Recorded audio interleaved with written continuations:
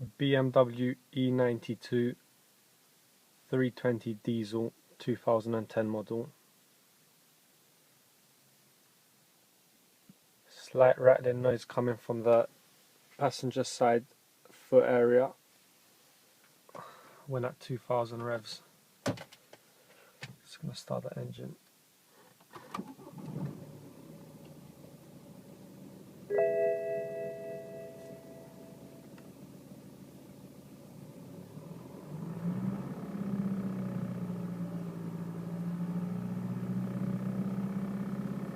Like I said, the noise is coming from the passenger side footwear area.